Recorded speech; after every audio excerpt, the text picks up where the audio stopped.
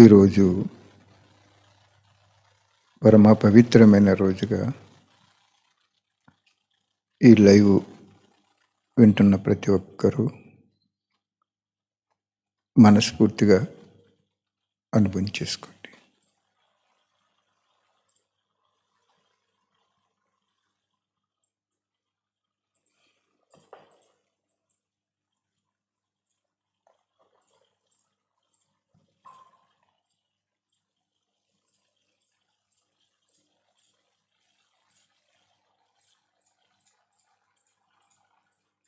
నక్షత్ర మండలం పైన బంగారు వర్ణం గల ధామములో రాత్రి పగలు లేనటువంటి ఆ ప్రదేశంలో ప్రకృతి కూడా లేని ఆ స్థానంలో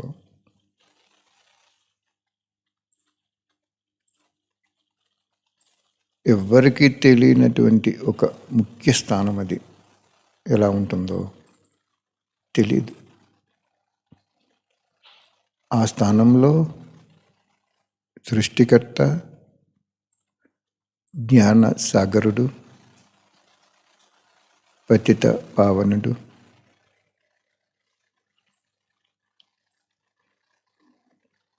కర్మల గుహ్య గతిని సంపూర్ణంగా రచన చేసుకున్నవారు, కాలుడికి కాలుడు మహాకాలుడు, టీచరు, తల్లి, తండ్రి, సద్గురు, ఇన్ని రకాల సంబంధాలు ఒకరిలోనే ఉన్నాయి. అటువంటి పరమాత్మ శివుని నుండి మన ఆత్మకి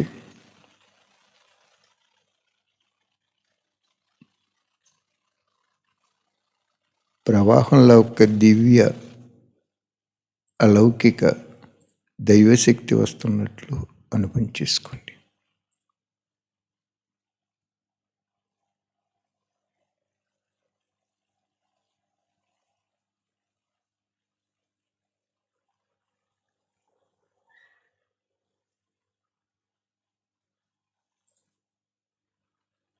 ఆ అనుభూతి శక్తి ఆత్మలో నిన్న ఆ పరమ శివుని శక్తి తిరిగి మన శరీరంలో ప్రతి అవయవానికి, ప్రతి అణువుకి వెళ్ళి లోనుగా ఇచ్చిన శరీరానికి ఆరోగ్యం ఇస్తున్నట్లు అనుభవం చేసుకోండి.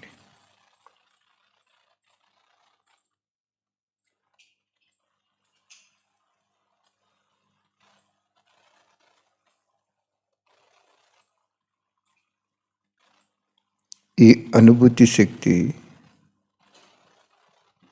అవినాశి ప్రాప్తిని ప్రసాదిస్తుంది.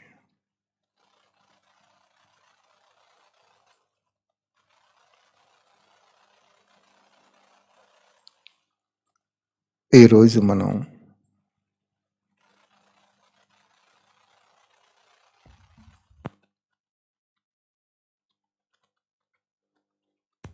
సంగమయుగం యొక్క విశేషతని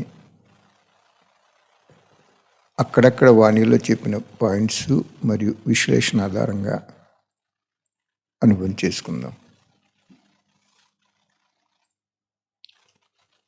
మొట్టమొదటి పాయింట్, సంగమయుగము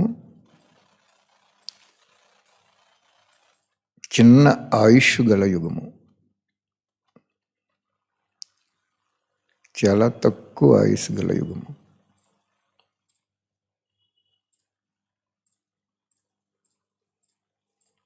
దీని ఆయుష్ ఎంత అంటే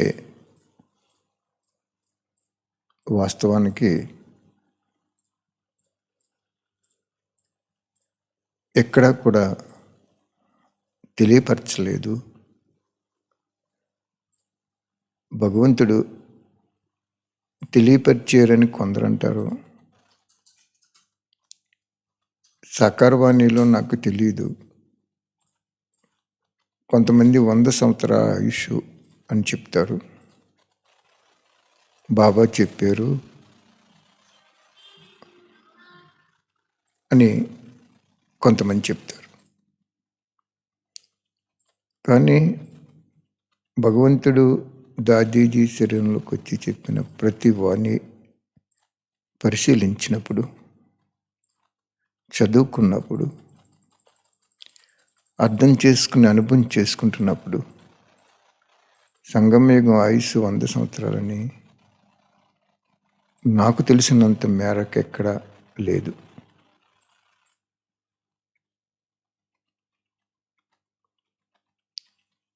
పోనీ ఉంది అనుకుందాం, ఎక్కడో అక్కడ ఉందనుకుందాం.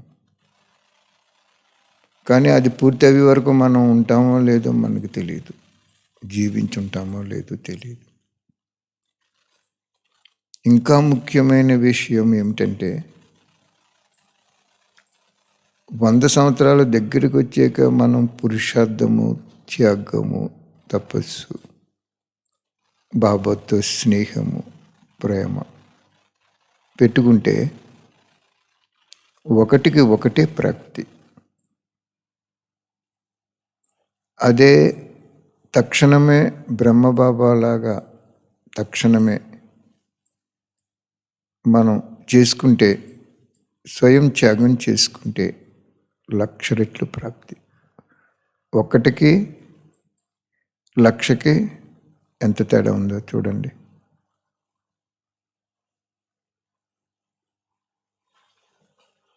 రాత్రికి పగలికి ఉన్నంత తేడా ఉంది.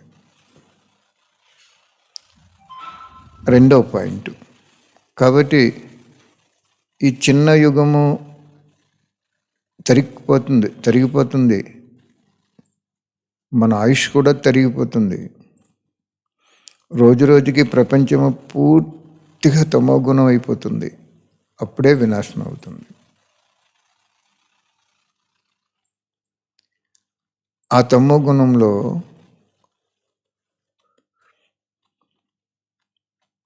మనకింకా పురుషార్థం చేయటానికి సమయం ఉండదు, సంపూర్ణ తమోగుణి అయిపోయినప్పుడు.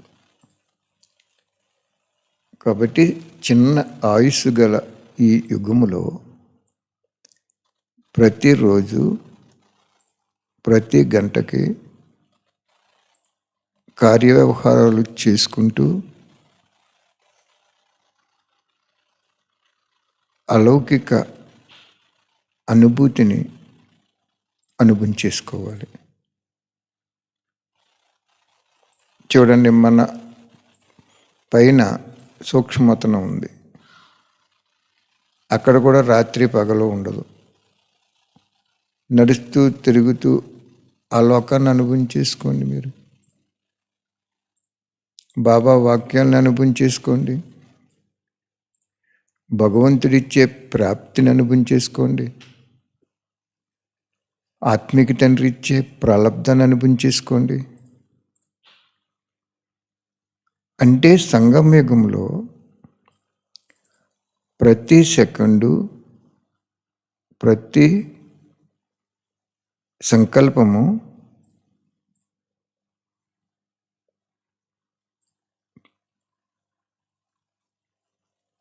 చాలా విలువైంది.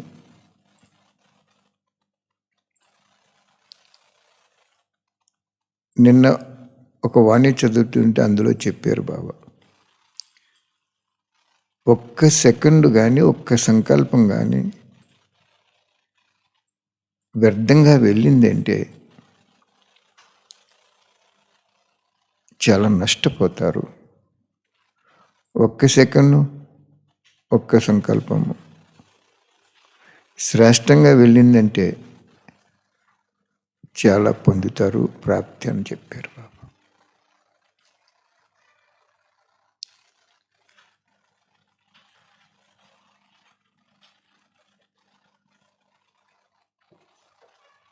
అర్థమైందా? పోనీ 100 సంవత్సరాలే అనుకుందాం. 100 సంవత్సరాలు అనుకున్నప్పుడు 4,900 అంతే కదా, 4,900 సంవత్సరాలు ప్రాప్తినిస్తుంది.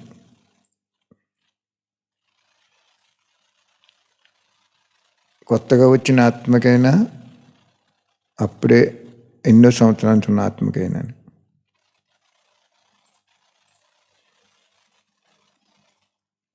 4900 సంవత్సరాలు ప్రాప్తినిస్తుంది.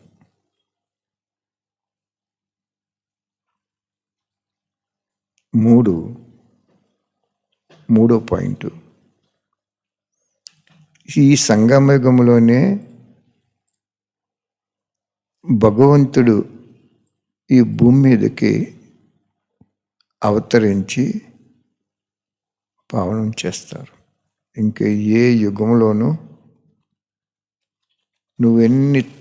ఎంత పూజ చేసినా, తపస్సు చేసినా, ఏం చేసినా అసలు ఆయన ఎవరో తెలియదు, ఎక్కడుంటారో తెలియదు, ఏ స్వరూపంలో ఉంటారో తెలియదు, ఆయన కర్తవ్యం ఏమిటో తెలియదు, ఆయనకి మనకి సంబంధం ఏంటో తెలియదు, ఈ డ్రామా కూడా మనకు తెలియదు, ఏది తెలియదు అంతే.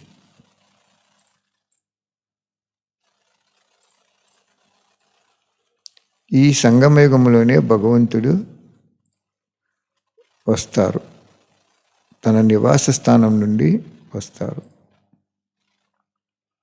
జ్ఞానం చెప్తారు.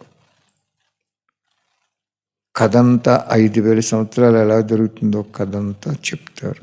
ఎవరు, ఎక్కడ, ఎప్పుడు, ఎలా వస్తారో చెప్తారు. తానెవరో చెప్తారు. ఎంత సింపుల్గా వాణి చెప్తారు అంటే 1వ క్లాస్ చదువుతున్న పిల్లవాడు కూడా అర్థమయ్యేలాగా చెప్తారు.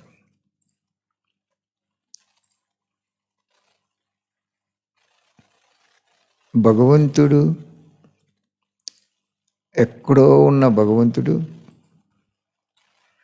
ఈ సాకార లోకంలోకి వచ్చి శాంతిధామంలో ఉండే భగవంతుడు నిరాకారి స్థితులై సూక్ష్మ బిందు స్వరూపంలో ఉండే భగవంతుడు ఒక శరీరంలో ప్రవేశించినప్పుడు వాస్తవానికి చెప్పాలంటే మన కోసం ప్రవేశించారు. పక్షి విహంగ మార్గంలో విహరిస్తూ ఉండటం ఎంత ఆనందంగా ఉంటుంది. అదే పంజరంలో బంధించి ఆ యజమానికి ఆనందం ఇవ్వగలుగుతుంది, అక్కడ ఉన్న వాళ్ళకి ఆనందం ఇవ్వగలుగుతుంది. తానేమి పొందలేదు అంత. పక్షికి రెక్కలు ఎందుకు ఇచ్చారు భగవంతుడు?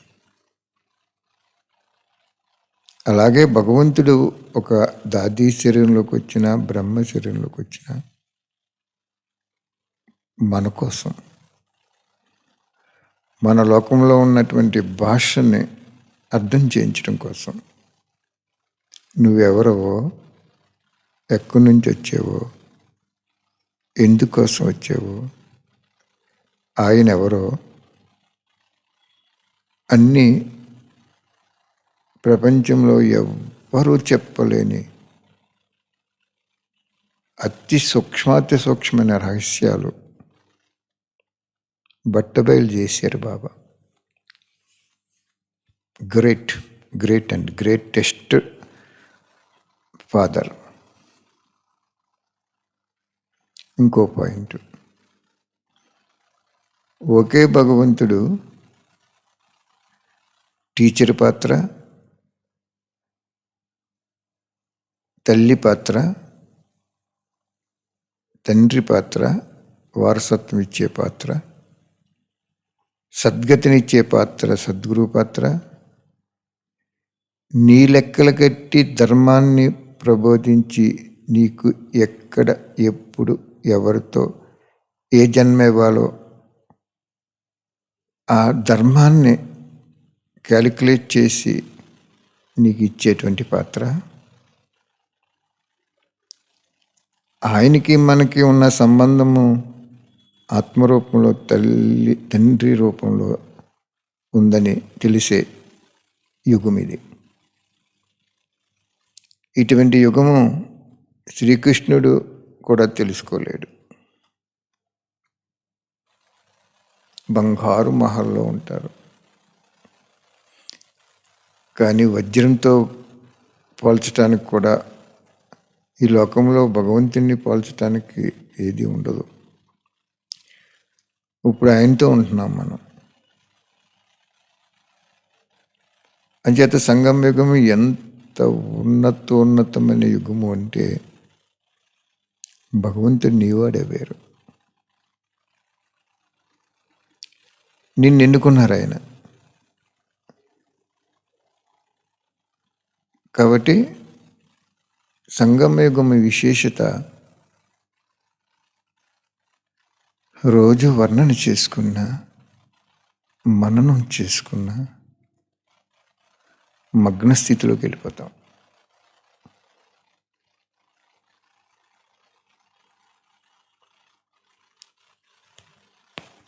ఇంకా ముఖ్యాతి ముఖ్యమైన ఆరో విషయం ఏమిటంటే సంగమయుగము ప్రత్యక్ష ఫల స్వరూపాన్ని ప్రసాదించే పరమశివుని యొక్క వరదానం. అర్థమైందా? ప్రత్యక్ష ఫలం ప్రసాదించే వరదానం రామకి నిర్ణయింపబడింది.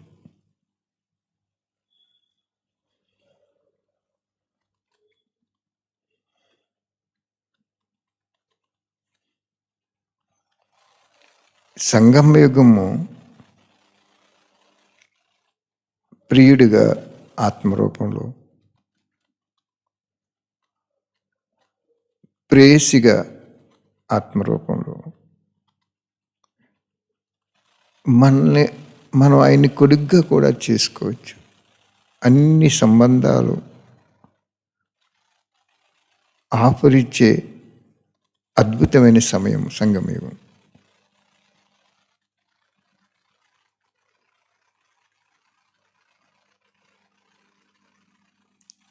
తెలుసుకోవటం ఒక విషయం,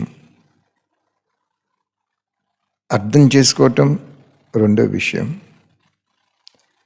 అనుభవం చేసుకోవటం మూడొక విషయం, పరమాత్మ నుండి ఆశీర్వాదాలు నిరంతరము ఒక ఛత్రసాయిగా రప్పించుకోవటం ఐదో విషయం. సంగమయుగము ప్రత్యక్ష ఫలం ప్రసాదించే పరమ పవిత్ర యుగం పరమశివుని నుండి.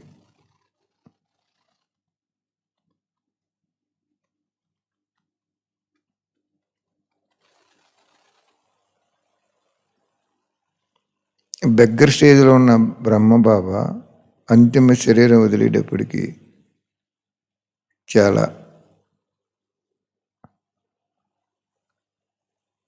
ధనం, జనం, గుణం అనే సంపదలతో తొలుతూగుతూ ఉన్నాడు. మరి ప్రత్యక్ష ఫలమే కదా అది. బెగ్గర్ స్టేజ్లో ఉండేటువంటి నిమిత్తాత్మ తన శరీరం వదిలేటప్పుడు స్థూలంగా, సూక్ష్మంగా విశ్వమహారాజులా ఉన్నారు ఆయన. అనుభవం చేసుకోండి.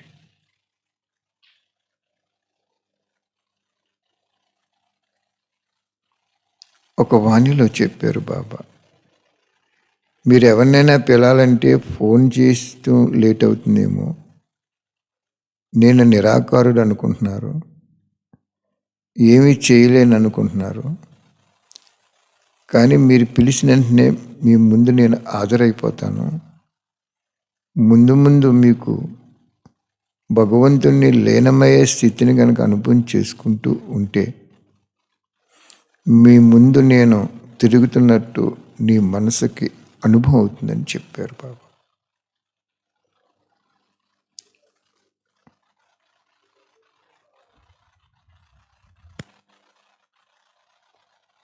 అర్థమైందా? నిరాకారుడు ఏం చేస్తారు అనుకుంటాం మనం.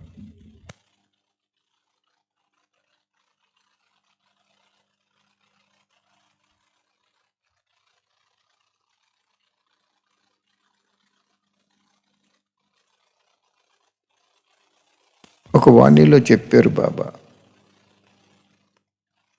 నిరాకారుడు అనుకుంటున్నారు మీరు. నువ్వు లీనమయ్యే స్థితిలో ఉంటే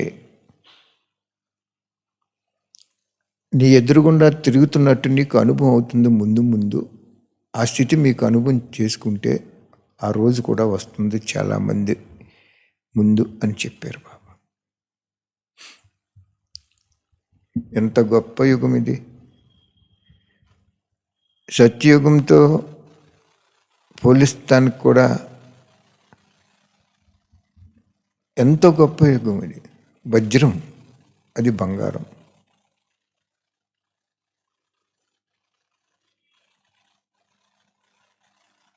కాబట్టి సంగమయుగం మహత్యాన్ని గ్రహించండి. ఒకానొక టైంలో బాబా మా 5గురిని ఒక 2 రూములు ఉంటే, ఒక చిన్న రూము, 2 బెడ్రూములు ఉండి పక్క పక్కనే కిచెను ఇలాగా ఉంచి 1 కేజీ రైస్ బియ్యం తెచ్చుకోవటానికి కూడా ధనం లేనప్పుడు కూడా మాకు లేదని అనుభవం ఇవ్వకుండా ఈరోజు అదాకా 10 సంవత్సరాలు ఉంచారు. 10 సంవత్సరాలు అలాగ ఉంచి 4900 సంవత్సరాలు 1,00,000 రెట్లు, 1,00,00,000 రెట్లు ఫలాన్ని ప్రసాదించారు. ఎందుకంటే ఈ స్థలము 140 రూపాయలకు కొనుక్కున్నాము, బాబా కొనిపెట్టారు. కానీ ఈరోజు ఆ స్థలమే 1,00,00,000 పుస్తకాల్లో 1,00,00,000 రూపాయలు వేసుకునే సదుపాయాన్ని సర్వేశ్వరుడు, సర్వశక్తివంతుడు, ప్రత్యక్ష ఫలాన్ని ప్రసాదించే పరమాత్ముడు ఇచ్చాడు. అంటే నేను స్వయంగా ఈరోజు మీకు చెప్తున్నప్పుడు 1,00,000 కాదు, 1,00,00,000 ఫలం ఇచ్చాడు. ఈ అంతిమ జన్మలోనే 10 సంవత్సరాలు బెగ్గర్ స్థితిని, కానీ అందులో ఒక్కరోజే బెగ్గర్ స్థితి, ఇంత భాగ్యాన్ని ప్రసాదించాడు. 1,00,00,000 రూపాయలు అంతిమ జన్మలో ప్రసాదించి, బిడ్డ నువ్వేం కోరుకున్నావు? బాబా ఎవరేసుకుంటే వాళ్ళకి లాభం కదా, మీరిచ్చిన ఇంత ప్రాంగణము మనకెందుకు? ఒంటరిగా వచ్చాము పరంధామం నుండి. ఆత్మ ఏమీ తీసుకురాలేదు. భార్యను కానీ, పిల్లలను కానీ, బిడ్డలను కానీ, సాధనాలు కానీ, ఆస్తి కానీ, ఐశ్వర్యం కానీ తీసుకురాలేదు. నేను ఇప్పటికీ అదే కోరుకుంటాను. వెళ్ళేటప్పుడు ఇవన్నీ కూడా సద్వినియోగం చేసి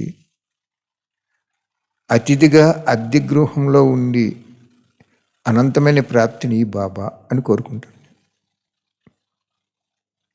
ఎందుకంటే ఆయనే ఏది స్వీకరించడు. మనకెందుకు? ఒంటరిగా వచ్చాం, ఒంటరిగా వెళ్ళిపోవాలి.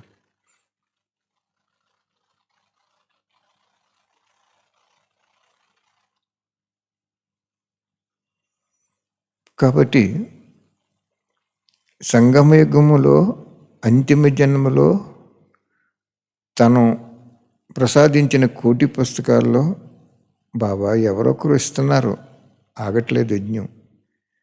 కానీ ఈ బిడ్డకి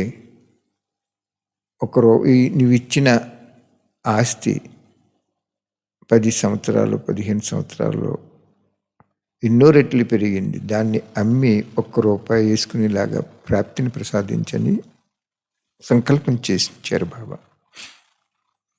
దాన్ని సఫలీకృతం చేశారు. అంటే ఇంకా అంత ముందు జన్మలు ఎంత బాగుందంటారు? ఇంకా అంత ముందు జన్మల్లో ఇంకా పరోక్షంగా భగవంతుడు మన ముందు ఎలా ఉన్నారో ఎన్ని ప్రాప్తులు ఇచ్చారో, ఎంత ధనాన్ని అంతిమ జన్మలోనే కోటి ఇచ్చారు అంటే అంతకుముందు జన్మలో ఎంత ఉందో. సాధనాలు చెప్పాను కదా మీకు, నేను కాలేజీలో చదువుకునే సమయంలోనే నాన్నగారు, ఒక అన్నయ్య, మా అన్నయ్య గారు కూడా బుల్లెట్ కొనుక్కుంటానంటే కొనుక్కోమన్నారు. బుల్లెట్, ఆ రోజుల్లో బుల్లెట్ మోటార్ సైకిల్ అంటే 76లో గ్రేట్. కాబట్టి ఎందుకు మీకు ఈ విషయం చెప్తున్నాను అంటే, మీరు ఒకటి ఇవ్వండి ఆయనకి, తక్కువ సమయంలో 1,00,000 పొందండి. మళ్ళీ వచ్చినప్పుడు ఆ 1,00,000లో వచ్చినప్పుడు ఒకటి ఉంచుకుని మిగిలిందంతా బాబాకి ఇచ్చేయండి. అప్పుడు పొందండి సంపూర్ణ 84 జన్మల ప్రాప్తిని. అర్థమైందా? సంగమయుగము ప్రత్యక్ష ఫలం. కానీ త్యాగం ద్వారా వచ్చిన భాగ్యాన్ని, పరమాత్ముడు ప్రత్యక్ష ఫలాన్ని ఇచ్చే భాగ్యాన్ని ఏం చెప్పారు ఆయన? మళ్ళీ సేవ కోసం ఇచ్చాను, నీకు దాచుకున్నా కాదు బిడ్డ అన్నారు. అప్పుడు సేవ కోసం ఇచ్చారు కాబట్టి 140 రూపాయలకు కొన్న గజము సుమారుగా 15,000, 12,000 ఆ రేంజ్లో అమ్మించారు అంటే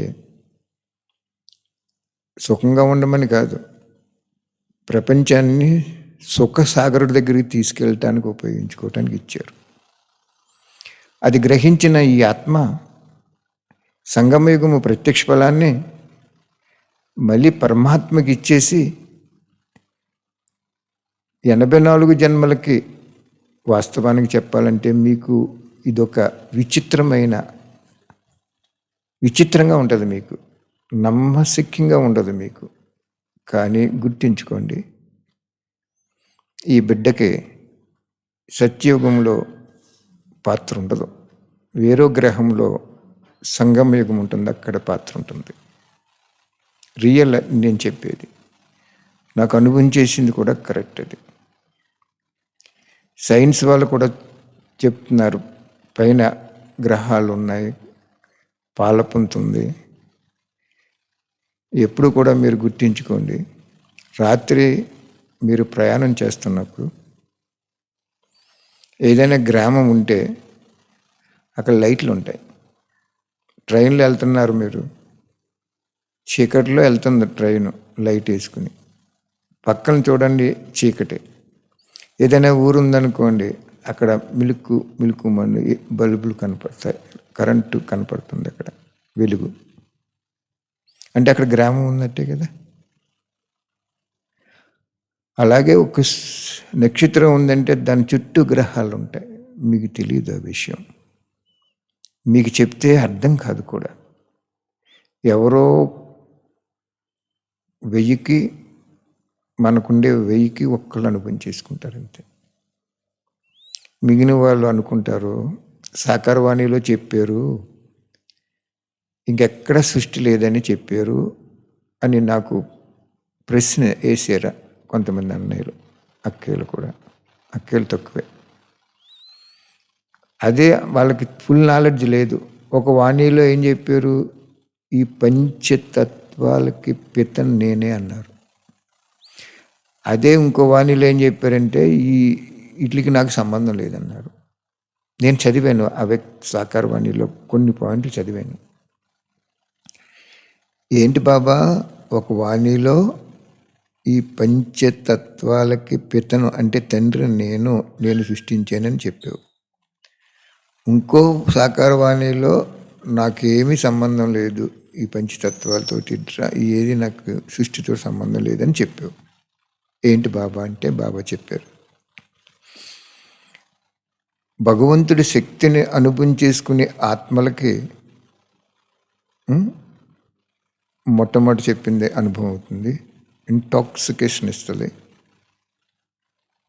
నాస్తికులు లాంటి వాళ్ళకి, వీళ్ళందరికీ, ఇటువంటి వాళ్ళకి, బాబా పిల్లలకి, ఇంటాక్సికేషన్ లేని వాళ్ళకి ఇది అనుభవం చేస్తుంది అని చెప్పారు బాబా. కలెక్టర్ గారి దగ్గర బంట్రోతున్నారనుకోండి, అతను చదువు తక్కువ ఉంటుంది, ఆ చదువు కలెక్టర్ దగ్గరే ఉంచింది, కానీ కలెక్టర్ ఐఏఎస్ ఆఫీసర్ అతను. ఆయన చదువు వేరు. మన ఈ లోకంలోనే 2 రకాల చదువులు ఉన్నాయి. ఆ చదువుని ఆధారంగానే మనకి జాబ్ వచ్చింది. అదేవిధంగా నేను ఒకటే కోరుకున్నాను బాబాని, సత్యయుగము ఏమి గొప్ప యుగం ఏమి కాదు ఇది.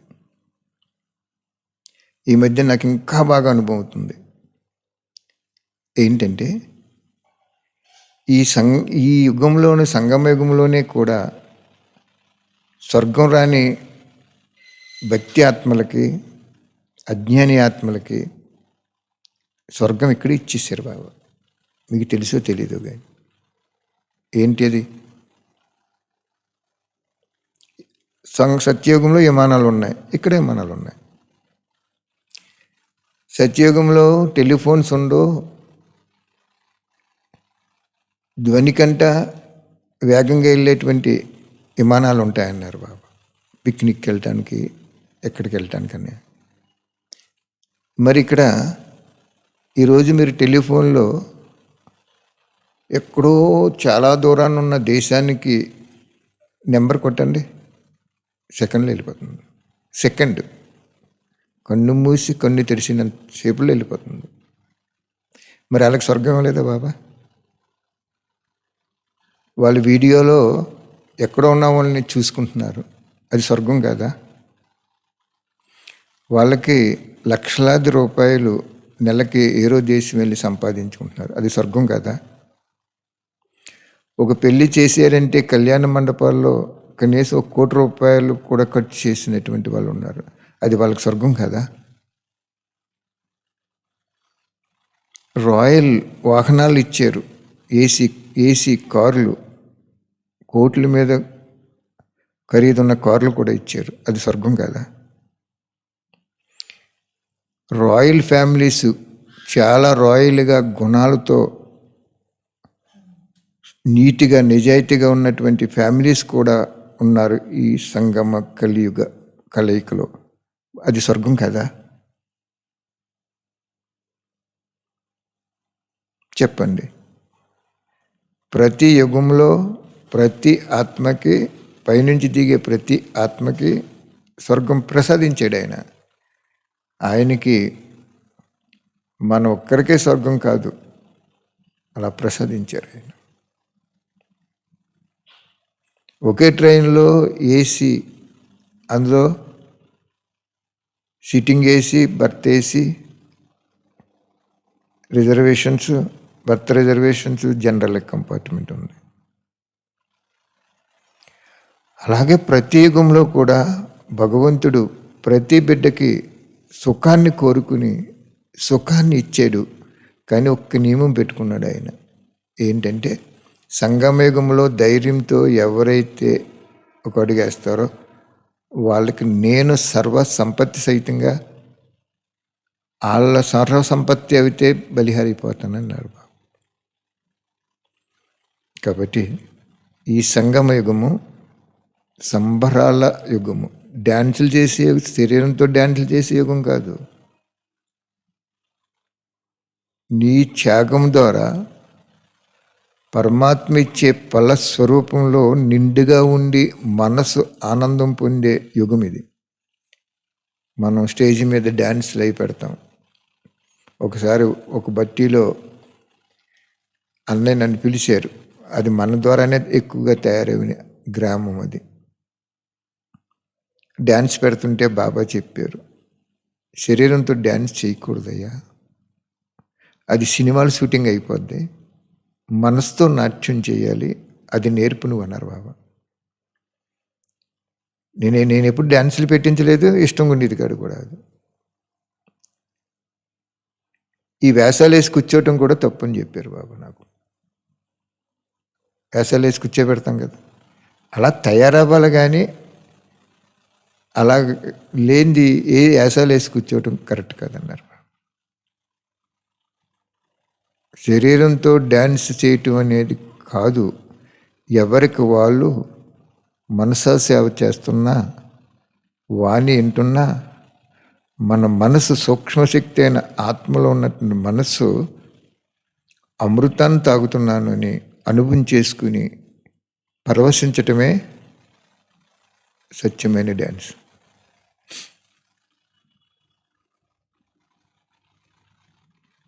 అర్థమైందా?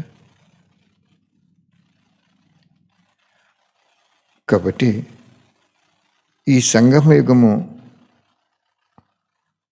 ఒక్క సెకండు, ఒక్క సంకల్పము సామాన్యంగా కానీ, వ్యర్థంగా కానీ, వ్యతిరేకంగా కానీ, విమర్శన రూపంలో కానీ వెళ్ళింది అంటే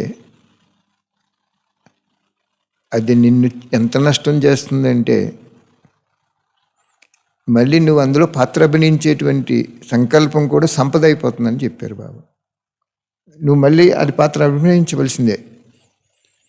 కొన్ని జన్మల్లో నీకు అది రికార్డ్ అయిపోయి మల్టీ అయ్యి నీ వెంట వచ్చేస్తుంది. అందుకే బాబా ఏం చెప్పారు అంటే, నడుస్తూ తిరుగుతూ కార్యవ్యవహారాలు చేసుకుంటూ సెకండ్ని, సంకల్పాన్ని, ఈ రెండిటిని కంట్రోల్ చేసుకుంటే సంపూర్ణం అయిపోతూ ఉన్నారు బాబా. మనందరము అది నేర్చుకుందాం. ఇప్పుడు నుండి రేపు బట్టి కూడా వస్తుంది. ఎలా ఉండాలంటే, ఎవరు క్లాస్ చేసినా, ఎవరు అనుభవం చెప్పినా, మనసా సేవ చేసినా అందరూ సైలెంట్గా ఉండి దాన్ని సారాన్ని గ్రహించి, మళ్ళీ శరీరానికి విశ్రాంతి కావాలి కాబట్టి విశ్రాంతి స్థానాలకి వెళ్ళేటువంటి ఆ రూములకి, హాల్స్కి వెళ్ళేటప్పుడు ఎవరితో మాట్లాడకుండా అప్పటి వరకు చెప్పిన అనుభవం చేసుకుని చక్కగా బాబా ఇక్కడికి తీసుకొచ్చేవా తండ్రి, ఎంత మంచి మంచి పాయింట్లు, ఇంతటి అనుభవాలు చేయించేవి తండ్రి. ఇది అతి సూక్ష్మాతి సూక్ష్మమైన యజ్ఞమా బాబా. అలాగే మీ మనసుని 4 రోజులు అనుభవం చేసుకుని ఒకరికొకరు మాట్లాడుకోకుండా లాస్ట్ డేని మధ్యాహ్నం నుంచి బ్రహ్మభోజనాలు అది అయిపోయిన తర్వాత ముందు రోజు పెట్టేస్తారు. అప్పుడు వెళ్ళేటప్పుడు ఖాళీ ఉంటుంది, అప్పుడు మాట్లాడుకోండి. ఎందుకంటే మీకు అంతర్ముఖి స్థితి అవ్యక్త స్థితిని అనుభవం చేస్తుంది. అవ్యక్త స్థితి సహనశక్తిని ధారణ చేసే పాత్ర అభినయిస్తుంది. సహనశక్తి సంతోషాన్ని ప్రసాదిస్తుంది. ముఖ కవలికలో వాడిపోకుండా ఎప్పుడు ఎవర్ గ్రీన్గా ఉంచుతుంది సహనశక్తి. సహనశక్తి అంతిమ పరీక్షలో పాస్ విత్ హానర్ చేస్తుంది. కాబట్టి అందరికీ ఇప్పటి నుంచి కూడా మీరు నడుస్తూ తిరుగుతూ కార్యవ్యవహారాలు చేసుకుంటూ ఏదో ఒక పాయింట్ని మననం చేసుకోండి. లైవ్ వచ్చినప్పుడే వినటం కాదు, మళ్ళీ లైవ్ వచ్చే వరకు ఆ పాయింట్లు మననం చేసుకోండి. ఏ విధంగా అయితే ఉదయము వండుకున్న ఆహారం మిగిలితే సాయంత్రం స్వీకరిస్తాం కదా, పాడవదు కదా, ఫ్రిడ్జ్లో పెట్టకపోయినా పాడవదు. అలాగే మళ్ళీ యూట్యూబ్లో చెప్పే వరకు ఆ పాయింట్లు మననం చేస్తే మీ శరీరంలో ప్రతి అణువు కూడా శివ పరమాత్మ జ్ఞానంతో నిండిపోద్ది. అణువు కూడా నిండిపోద్ది. అణువణువు జ్ఞానంతో నిండిపోయినప్పుడు అణువులతో తయారైన ఈ స్థూల శరీరము, కర్మేంద్రియాలు, నయనాలు, పెదాలు, నాలుక, చెవి, కాళ్ళు, చేతులు ఇవన్నీ కూడా అసలు వికర్మ చేయటానికి సహకరించవు. సాధారణ కర్మ చేయటానికి సహకరించవు. శ్రేష్ఠ కర్మ చేయటానికి ఉరకలేసుకుంటూ ముందుకెళ్ళిపోతాడు. కాబట్టి ఇప్పటి నుంచి మనం బట్టి అవి వరకు ఒక దీక్ష పెట్టుకుని, మళ్ళీ ఇంటికి వెళ్ళే వరకు ఒక దీక్ష పెట్టుకుని, అలాగ మళ్ళీ శివరాత్రి వచ్చే వరకు ఒక దీక్ష పెట్టుకుని, అంతర్ముఖి స్థితిలో కనుక ఉంటే వచ్చే శివరాత్రి మార్చి 1వ తారీఖున వచ్చింది. 3 నెలలది అంతే కదా. జనవరి, ఫిబ్రవరి మధ్యలో 2 నెలలు ఉంది. అప్పుడు సంపూర్ణం అయిపోతామని చెప్తున్నారు బాబా నా మనసులో. అందరూ అలాగ అనిపించేసుకోండి. Okay, thank you Baba, thank you very much. ఈరోజు మీకోసము బాబా చెప్పించారు. ఈ విధిని పాటించండి. మీరు బట్టీకి వచ్చినా రాకపోయినా శివరాత్రి వచ్చే వరకు ఆంతరంగికంగా ఈ పాయింట్లు మననం చేసుకుంటూ, ఈ సంగమయుగం యొక్క విలువని అనుభవం చేసుకుంటూ, ఎవరితో అయినా మాట్లాడాలంటే సబ్జెక్టు ఆన్సర్, ఏం కావాలి ఏంటి, అంతే. ఇంకెవరి గురించి విశేషతల గురించి మాట్లాడుకోవద్దు, వికారాల గురించి మాట్లాడుకోవద్దు. ఏ విషయాలు మాట్లాడకుండా రేపు మార్చి వచ్చే వరకు 1వ తారీఖు వరకు, ఈరోజు తారీఖు ఎంత, 5వ తారీఖు అంటే ఇంకెన్ని రోజులు ఉంది? ఇది 5వ తారీఖు అంటే 25 రోజులు సుమారుగా ఉంది. ఇది 25 అదొక 30, 55 రోజులు. ఈ 55 రోజులు మీకు నాకు అందరికీ బాబా ఈ యూట్యూబ్ ద్వారా ఏమి ఆజ్ఞ ఇచ్చారు అంటే, అంతర్ముఖిగా అయి బాహిర్ముఖతలకు రాకుండా అంతర్ముఖిగా మహావాక్యాలు మననం చేసుకుంటూ భగవంతుడిచ్చే ప్రాలబ్ధ ప్రాప్తి జీవితాన్ని ఎంత గొప్పదో అనుభవం చేసుకుంటూ, కంటితో చూస్తున్నది ఏది కూడా శాశ్వతం కాదనుకుని అనుభవం చేసుకుంటూ, ఎవరి విషయాలు కూడా మనం పట్టించుకోకుండా మన అంతర్ముఖి స్థితిలో అన్ని కార్యాలు చాలా స్పీడ్గా పవిత్రంగా విశ్వ కళ్యాణకారి ప్రాంగణంలో అద్భుతం చేసి చూపించేస్తుంది. రూములో ఏసీ ఉంది, స్విచ్ ఆన్ చేయండి, శీతాకాలం చలి పెట్టేస్తుంది, వేసంకాలము వెంటనే దూరం చేసేస్తుంది, వర్షాకాలము ఏసీ వేసుకుంటే ఏదో స్వర్గంలో ఉన్నట్టు అనుభవం అయిపోద్ది, తట్టుకోలేము మనం. అర్థమైందా? ఏసీ ఉంది రూమ్లో, స్విచ్ చేయకుండా అది పనిచేయదు. నీ శరీరంలో ఆత్మ ఉంది, నువ్వు అంతర్ముఖి అవ్వకుండా సదాకాలిక అంతర్ముఖి స్థితిలో ఉన్న పరమాత్మ శివుణ్ణి, నీ ఆత్మిక తండ్రిని, తప్పిపోయిన తండ్రిని అనుభవం చేయించలేదు అంతర్ముఖి స్థితి లేకపోతే. అంతర్ముఖి స్థితి అంటే ఏంటంటే లోపల ఏం జరగాలంటే సదాకాలిక అంతర్ముఖి స్థితిలో ఉండే శివుణ్ణి జ్ఞాపకం చేసుకుంటే పాపాలు పటాపంచలం అయిపోతాయి. మాయ దూరం నుంచి వంచితమైపోద్ది, దూరం నుంచి మూర్ఛితమైపోద్ది. నువ్వు వెళ్తుంటే నీ నుండి ఒక వైబ్రేషన్స్, ఎలాగైతే కరెంటును ముట్టుకుంటే షాక్ కొడుతుందో అలాగా ప్రపంచం అంతా పవిత్రత స్థానం కింద మారిపోద్ది. ఓకే, రేపు వచ్చి శివరాత్రి వరకు బాబా ఈ దీక్షను పెట్టుకోమన్నారు. ఇది ఒక చిన్న పుస్తకం కొనుక్కోండి, జేబులో పెట్టుకునేది ₹1 ₹2 ఉంటుంది. ఆ డేట్ వేసుకోండి. ఈరోజు ఎంత సమయం అంతర్ముఖిగా ఉన్నాను. అంతర్ముఖి అంటే ఏంటంటే చెప్పాను కదా మీకు, నేను బాబా నాకు అనుభవం చేశారు. స్వర్గం రాని పిల్లలు ద్వాపర కలియుగాల్లో లాస్ట్ జన్మ తీసుకునే పిల్లలకు కూడా ఇక్కడ స్వర్గం ఇచ్చానయ్యా అన్నారు బాబా. వండర్ బాబా, వండర్. నువ్వు ఒక బ్రహ్మకుమారి బాబా కాదు, అందరు బాబా. 27వ తారీఖుని చెప్పావు, 27/3/88లో చెప్పావు, నేను బ్రహ్మకుమారి బాబాను కాదు అని. బ్రహ్మకుమారులైన మీరు చెప్పాలి, the sound echoes in all 4 directions అని చెప్పారు. కాబట్టి అంతర్ముఖి స్థితి మొత్తం ప్రపంచాన్ని పావనం చేసేస్తుంది. ఓకే, థ్యాంక్ యూ బాబా. మీకోసం ఈరోజు బాబా నాకు వర్క్ ఉంది అంటే పాయింట్లు అండర్లైన్ చేసుకుందాం అనుకున్నాను. బాబా చెప్పించారు. మీ అందరి తరపుని నా తరపుని బాబాకి ధన్యవాదాలు. Thank you Baba, thank you very much.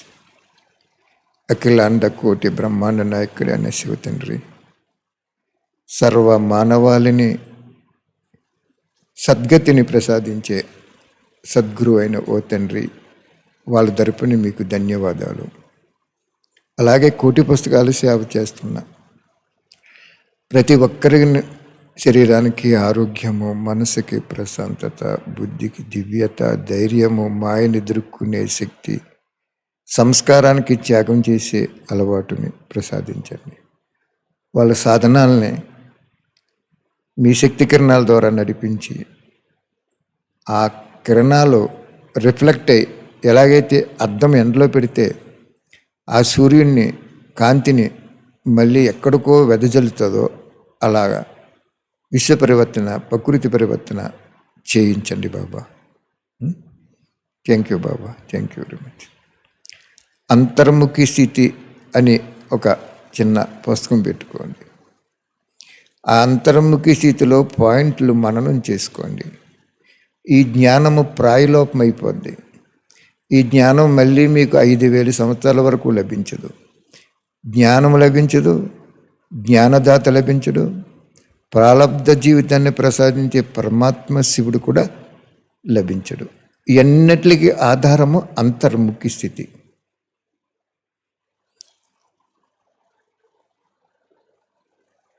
అర్థమైందా? ఆ మిషన్కి ఏదైనా తెలుసా? ఏసీ మిషన్కి ఏమి తెలుసు? ఏమీ తెలియదు. కూలింగ్ ఇచ్చేస్తుంది. ఎలాగిచ్చేస్తుంది? ఆ తెలివి ఆ సైంటిస్ట్కి ఇచ్చినోడు ఎవరు అనుకుంటున్నారు? శివ పరమాత్ముడు ఇచ్చాడు. శివ పరమాత్మ నేను ఇచ్చానని గొప్పలు చెప్పుకోడు ఆయన. పేరు, గౌరవము, పదవి ఏమీ స్వీకరించడు ఆయన. నేను విశ్వ సేవాదారిగా వచ్చాను అంటాడు ఆయన. అనంత సృష్టికి అధిపతి అయిన వాడు కూడా నమ్రతతో, సరళతతో, వినయంతో మన ముందు ప్రత్యక్షం అవుతారు బాబా. అర్థమైందా? Thank you Baba, thank you very much.